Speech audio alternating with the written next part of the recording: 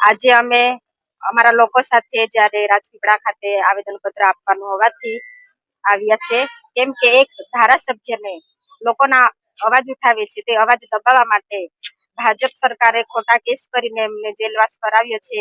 એને સંબોધીને આજે અમે રાજપીપળા ખાતે કલેક્ટર કચેરી આવેદનપત્ર આપવા માટે અમારા લોકો સાથે આવ્યા છે. અને ધારાસભ્ય ચૂંટાયા પછી ઘરે એક પણ દિવસ આરામ કર્યો નથી અને લોકો માટે સડકથી સદન સુધીનો અવાજ ઉઠાવે છે. નાના બાળકો માટે પણ લડે છે અને ઘણી જગ્યાએ જ્યાં જ્યાં આખા ગુજરાતમાં જ્યાં જ્યાં ચૈતરભાઈની જરૂર પડે છે ત્યાં ત્યાં પહોંચે છે. એટલે લોકો આ જેલવાસ ખોટો કરાવ્યો છે, કેસ ખોટો છે. એટલે અમારા લોકો ખૂબ આક્રોશમાં છે, કેમ કે જે ધારાસભ્ય લોકો માટે લડે છે એને સરકાર દ્વારા દબાવી દેવામાં આવ્યું છે. એટલે અમારા લોકોમાં ખૂબ આક્રોશ જોવા મળ્યો છે.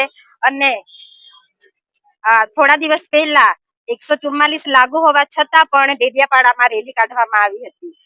ત્યારે પોલીસે સાથે રહીને રેલી કઢાવી છે. અને જ્યારે આજે અમે અહીંયા રાજપીપળા આવ્યા છે તો પોલીસ અમને અંદર નથી આવવા દેતી અને મામલતદાર કચેરીમાં અમને ઘુસવા નથી દેતી કે તમારે નથી જવાનું. એટલે આ પોલીસ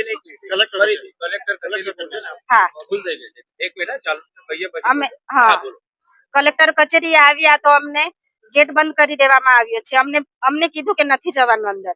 એટલે પોલીસ પણ એક તરફી કામ કરે છે.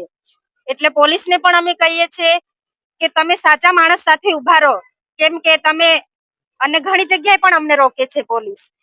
એટલે પોલીસને પણ અમે કહીએ છીએ કે પોલીસ ભાજપની છે એટલે પોલીસ ભાજપનું જ કામ કરે છે.